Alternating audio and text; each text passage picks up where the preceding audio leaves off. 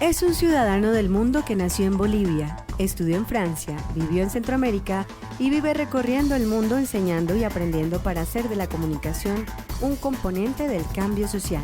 El profe Alfonso Gumucio Dacrón va y viene uniendo a los teóricos europeos y norteamericanos con sus pares de América del Sur, América Central, África y Asia. Pero sobre todo, abriendo puentes entre lo que se dice con aquello que se hace realidad en las prácticas comunicativas de comunidades y pueblos alrededor del mundo. Hoy tenemos la suerte de conversar con él en Oiga Profe. Este será un programa lleno de experiencias y un recorrido para acercarnos a la esencia de una comunicación para el cambio social.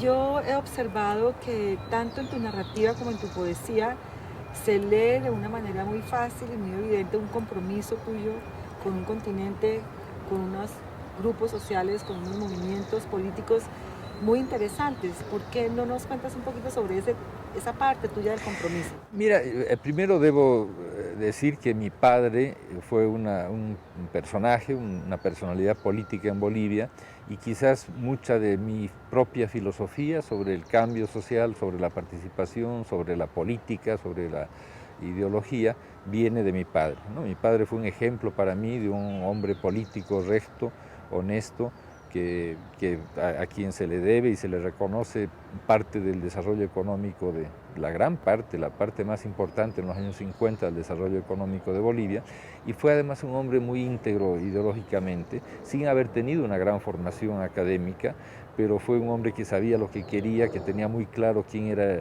el aliado, quién era el enemigo y una capacidad de negociación. Entonces, primero debo decir que de ahí vengo, ¿no? Hay una herencia a la que yo no podía fallar de alguna manera. Luego me toca a mí a los 17 años la muerte del Che Guevara en Bolivia, que es un episodio importantísimo. Entonces la gente de mi generación que a pesar de tener cierta sensibilidad social podía estar pues pensando en cosas un poco más frívolas, ¿verdad? Más circunstanciales, en fin, el momento en que el Che Guevara es asesinado o muere en Bolivia, pues para nosotros es un cambio total, ¿no? Nos hace reflexionar por qué vino este señor a morir a Bolivia, qué pasa con Bolivia, cuáles son los problemas sociales, económicos, políticos de Bolivia, y es ahí donde también una parte de mi generación se compromete políticamente, algunos en partidos, otros en la guerrilla y mueren en la guerrilla. Yo, sin tener partido político, nunca lo tuve, como un francotirador, alguien que escribe en los medios, que hace películas, etcétera, y que manifiesta de esa manera su posición política e ideológica. Y luego ya los exilios me llevaron a hacer lo mismo, pero en otras regiones. ¿En qué momento sales de Bolivia y te vuelves un latinoamericano? Porque veo que en la primera etapa hay un diálogo entre tu formación francesa y española, ¿cierto? Más francesa, Sí. Y Bolivia, tu primera formación, pero en algún momento te vas. ¿Qué pasó? Bueno, hay un antecedente. Acuérdate que yo estoy estudiando en Francia, estoy estudiando cine en los años 70. ¿Y qué había pasado en los años 70? Estaban todos los exiliados latinoamericanos en Europa. Estaban todos los chilenos que después de la muerte de Allende y la caída del gobierno de Allende, el 73, salieron a Francia. Estaban todos los bolivianos que después del golpe del 71, entre ellos yo en Bolivia, salieron. Estaban los argentinos que salieron en el 75. Es decir, había en los años 70, en esa década, en Europa y en Francia muchos exiliados y gente de la cultura, porque la gente exiliada que no era de la cultura pues se fue a otros países, pero la gente que tenía una inclinación hacia la cultura y el arte, Francia era obviamente el destino que escogía, ¿no? Como lo hice yo. Entonces ahí había un contacto con América Latina, veíamos más cine latinoamericano en París que el que veíamos en nuestros propios países.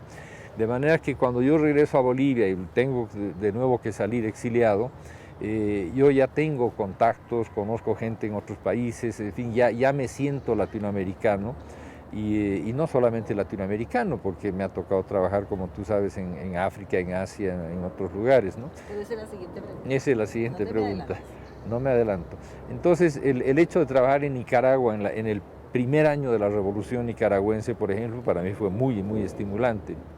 O trabajar en México en ese mismo periodo, en los años 80, ya estamos en los años 80, principios de los 80, trabajar en México con comunidades campesinas en el norte de Puebla o en el estado de Nayarit, por ejemplo, fue muy, muy estimulante, pero era parte de una continuidad, no hubo un quiebre, no cambié de vida, más bien seguía haciendo lo que yo quería, pero con una visión más amplia, no solamente de la región de América Latina, sino con una visión más amplia también de los medios, de la comunicación, ¿no? Ya dije, no es solamente el cine es una parte, es un instrumento más, aquí estamos hablando de la comunicación en términos mucho más amplios, ¿no? Y también he dicho que eres un hombre del mundo, pero lo digo con argumentos, porque también en tu producción, que es con lo que yo estoy más familiarizada, encuentro rastros de trabajos ya más especializados en el campo de la comunicación, películas y también poesía y narrativa.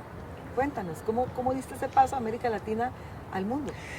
Pues la verdad que no es una cosa tan consciente o planificada, ¿no? Sino que obviamente si yo estoy, por ejemplo, trabajando 4 años en Nigeria, me tengo que llevar algo de ese país. Llevar en el sentido de aprender, de aprehender con H, ¿no? En el sentido de capturar algo que de ese país me parece significativo. Entonces yo, además de tener, qué sé yo, arte o artesanía o lo que todos podemos comprar en un país, yo escribo poesía que está inspirada en la vivencia en ese país, o en el caso de Nigeria hice, por ejemplo, una muestra de fotografía sobre mujeres y niños nigerianos que a mí me gusta mucho, que se hizo primero en Nigeria y después se hizo en Bolivia, que se llama Bagaje Africano, donde de alguna manera yo pongo ahí los referentes del trabajo que hice. Yo no fui a dar vueltas por nada, fui a trabajar en UNICEF, en la Organización de Naciones Unidas para la Infancia, y tuve ese privilegio, porque cuando uno va como turista pues conoce lo más superficial. Cuando uno ya va en plan de trabajo, se mete en las comunidades, y yo viajaba todas las semanas a las comunidades para ver los proyectos, hablar con la gente. Para mí es un proceso enriquecedor, ¿no? Es decir, al margen de lo que yo haya podido producir sobre esos países en los que he estado, en Asia, en África, en América Latina, es el hecho de haber aprendido de esos países.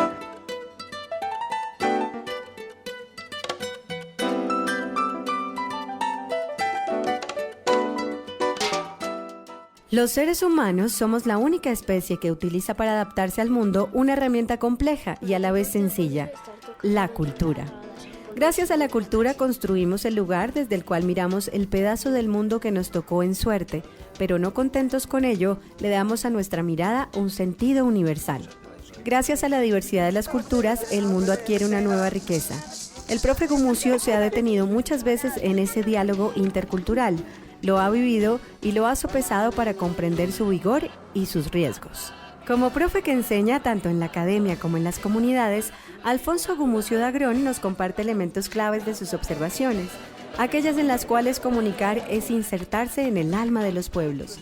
Así se desnuda esa gran mentira que ha llevado a muchos a pensar que solo se transmiten noticias e información cuando la comunicación comparte la vida hecha cultura.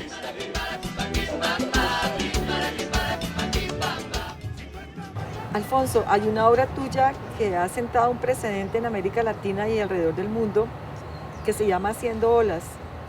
Digamos, para aquellos que hemos venido trabajando en el tema de la comunicación, el desarrollo del cambio social, es, digamos, un momento fundacional de nuestro campo, no solamente aceptado por unos pocos, sino por muchos, digamos, alrededor, en las universidades, en los trabajos comunitarios, en las emisoras, en los medios, etcétera. Ha sido una obra leída amplísimamente. Se considera una obra fundacional porque, digamos que si vamos atrás, es la primera vez que en idioma español se hace una reflexión no solamente muy lúcida, sino muy apuntaladora, muy orientadora de los grandes temas, de lo que ha sido ese movimiento social que ha generado, digamos, unos procesos de transformación a través de la comunicación, y no solamente entendido como los medios. Esta obra lo que reluce es como una persona fue capaz de ver eso en un montón de experiencias completamente diferentes alrededor del planeta. Tiene su historia, porque ese libro no hubiera surgido si no hubiera sido parte de una reflexión colectiva. Yo creo mucho en la investigación y la reflexión colectiva. El año 97, la Fundación Rockefeller, yo estaba trabajando en Haití, estuve 3 años en Haití después de estar 4 años en Nigeria, y la Fundación Rockefeller invita a un grupo de gentes de diferentes disciplinas a discutir en Bellagio, un lugar paradisíaco en Italia, qué va a pasar con la comunicación en el próximo siglo, es decir, en este siglo. Esto era en abril del 97, y nos reúnen a gente que no éramos de la comunicación, pero para hablar de comunicación fue una de las reuniones más interesantes en las que yo estuve, porque estaba el que después fue Premio Nobel de la Paz, Mohamed Yunus, ¿verdad? Que viene de microcrédito, toda esa parte tan interesante que hizo en Bangladesh. Está un experto del Silicon Valley, experto en computadoras. Está John Perry Barlow, que era creador de canciones de la música de Grateful Dead, de una banda de rock. Está una abogada china que trabaja con los espaldas mojados en California.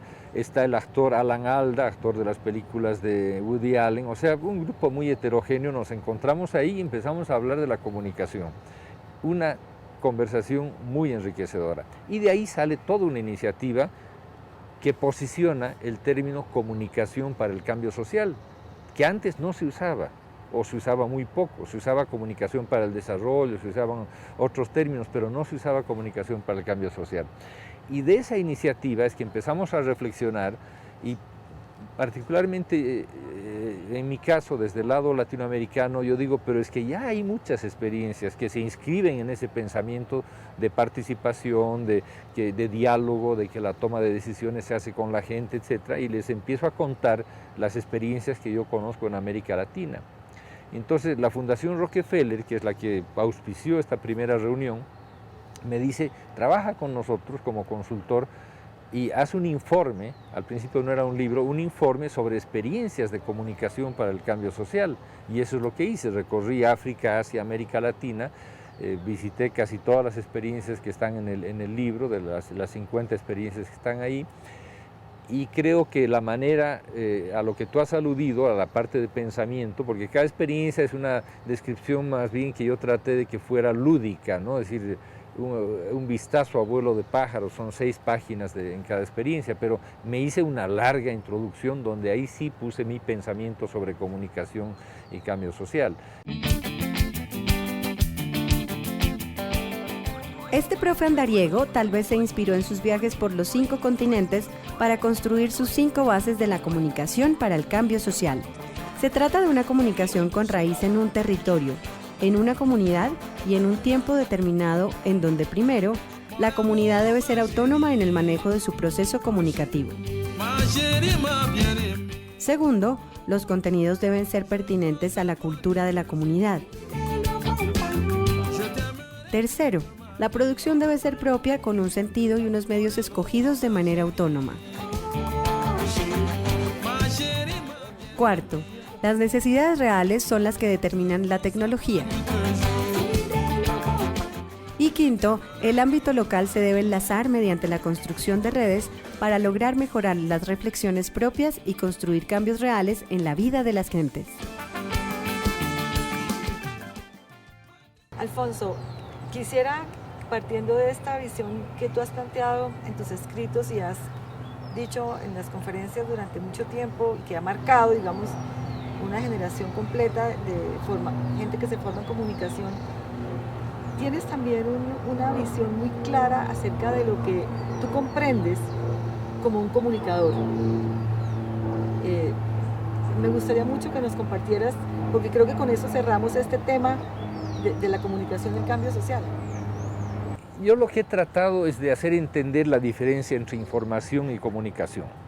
Hay demasiada confusión en todos, incluso en los colegas que trabajan en el área, en nuestro campo, entre lo que es un periodista y un comunicador, entre lo que es información y lo que es comunicación. Y hay muchos autores que ya han abordado el tema. Desde el año 63 Antonio Pasquali abordó el tema, y más recientemente tienes a Dominique Bolton, el francés, tienes mucha gente que ya dice no es lo mismo, la información no es lo mismo que la comunicación. Yo a veces, de acuerdo con quien hable, lo pongo de la manera más simple. Información va en un sentido, comunicación es un diálogo en dos sentidos, para decirlo muy brevemente. Pero en cuanto al perfil del comunicador y el perfil del periodista, lo que suelo decir es, yo soy periodista desde que tenía 17 años, sigo siendo periodista, escribo casi todas las semanas, publico algún artículo firmado, hago películas, hago una serie de cosas y no necesito consultar con nadie, hago lo que quiero, escribo sobre lo que yo quiero y hago una película sobre lo que yo quiero, ¿verdad? Y me encanta el periodismo, pero trabajo sobre las cosas más inmediatas, sobre algo que lo tengo que hacer rápido o lo quiero hacer rápido porque quiero que tenga un efecto inmediato. Estoy trabajando sobre la actualidad como todos los periodistas. Cuando me pongo el sombrero de comunicador, soy un facilitador de procesos. Es decir, si como periodista trabajo con mensajes, artículo, guión, programa de radio, programa de televisión, película, etc., cuando estoy con el sombrero de un comunicador, trabajo con procesos y no importa tanto los resultados, no importa que al final de ese proceso haya o no un resultado tangible como es una película, un artículo, pero en el proceso ha habido un cambio social y facilitar ese proceso es el rol de un comunicador. Esa es la diferencia que yo hago.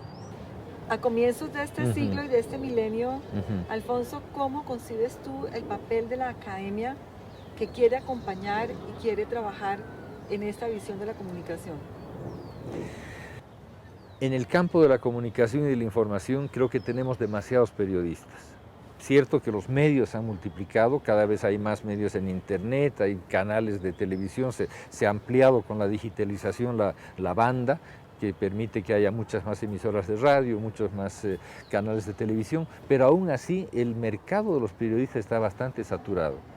Eso por una parte, y por otra parte tiene un techo bajo. Para la gente que le interesa interrogarse, le interesa participar en la sociedad, el techo del periodismo, a mi juicio, como periodista lo digo, es bastante bajo, ¿no?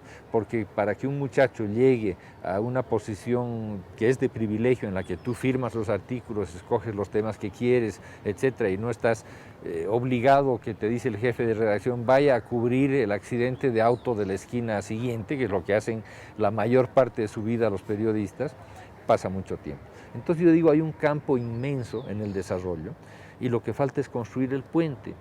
Desde el punto de vista de las agencias de desarrollo, agencias de cooperación, ya sean las de Naciones Unidas, con las que yo he trabajado mucho, con ONGs, que yo también he trabajado bastante, agencias del gobierno, empresas, etcétera, que tienen algún tipo de programas de desarrollo, el desafío es mucho mayor que el de hacer periodismo. El desafío es de crear estrategias. Entonces ahí hay un pensamiento estratégico en ese comunicador que el periodista no tiene y que hay una necesidad muy grande de ese perfil. El perfil de un comunicador con pensamiento estratégico, que piense en el largo plazo, que tenga conocimiento del desarrollo, de los problemas de salud, de los problemas de educación, de agricultura, ¿verdad? Y que se embarque en procesos de apoyo, de facilitación de la comunicación en comunidades, ese perfil no lo están formando las universidades. Los que existimos en América Latina, ¿verdad?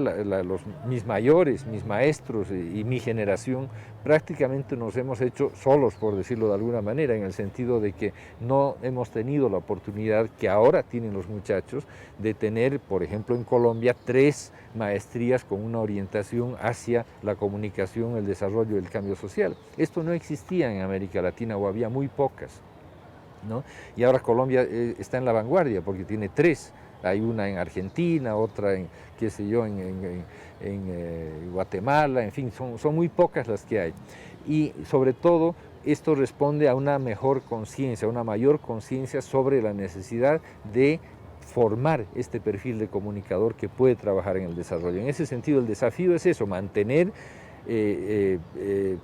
los estudios con énfasis en comunicación, desarrollo y cambio social, no solamente a nivel de maestría y después de doctorado, sino incluir ese tipo de preocupaciones desde el pregrado o grado o licenciatura, como quieran llamarle, ¿no?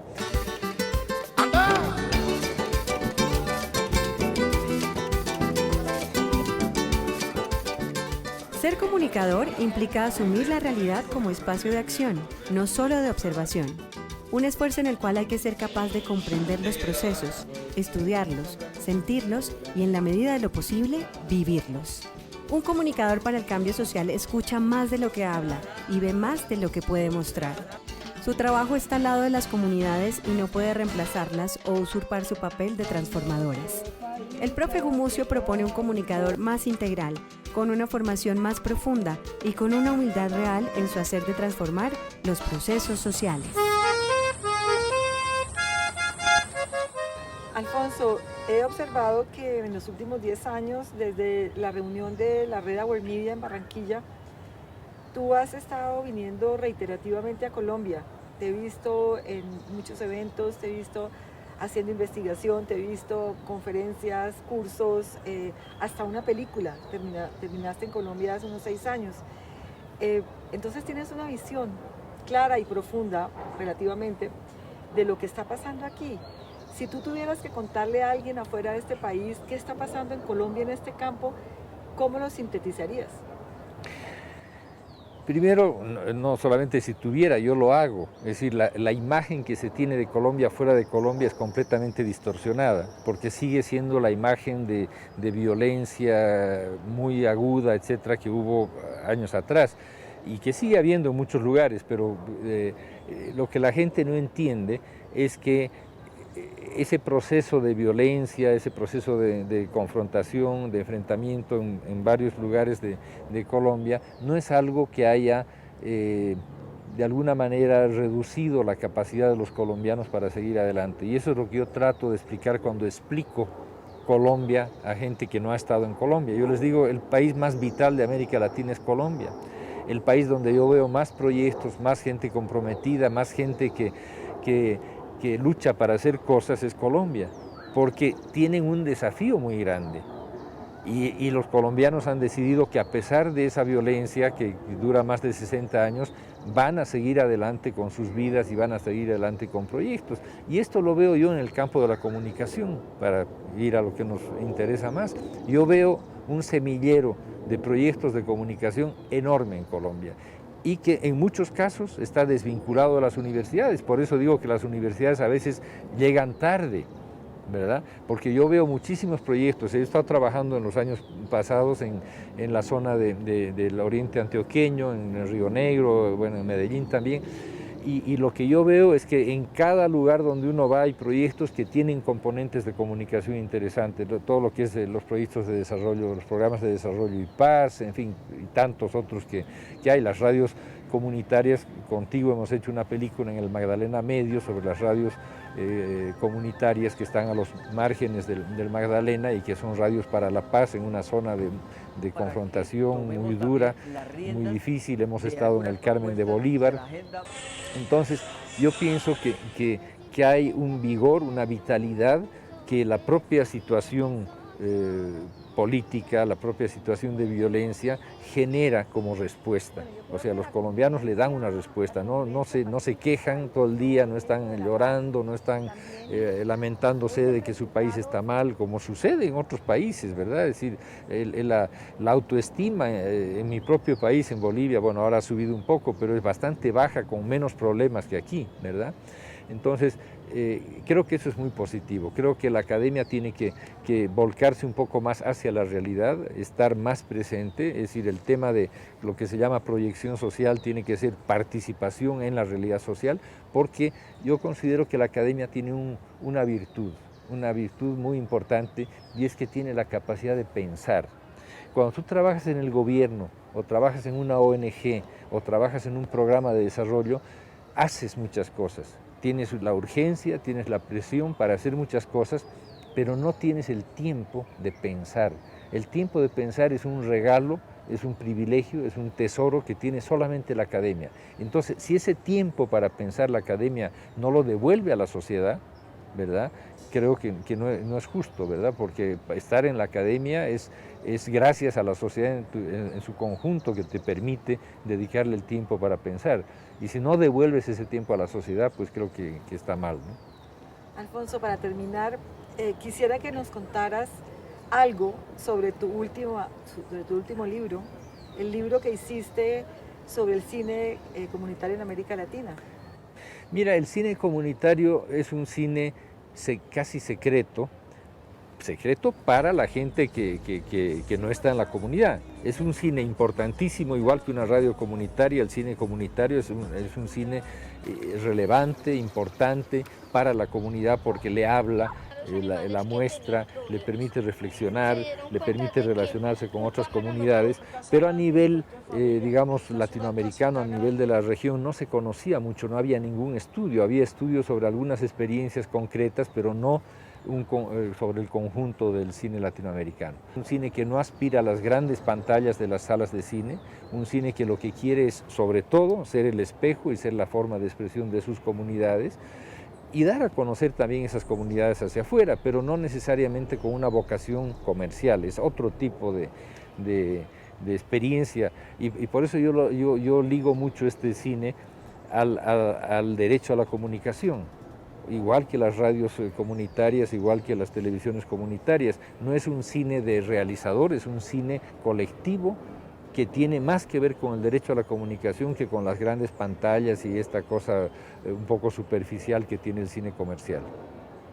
Quiero agradecer a Alfonso Gumucio por esta maravillosa entrevista. Alfonso es actualmente miembro del comité curricular de nuestra maestría en Comunicación, Desarrollo y Cambio Social, a la que ha contribuido desde el comienzo, nos ayudó a pensarla y sacarla adelante, y también es nuestro profesor. Muchas gracias, Alfonso. Gracias a ustedes, me encanta estar en Uniminuto y en Colombia las veces que sea necesario.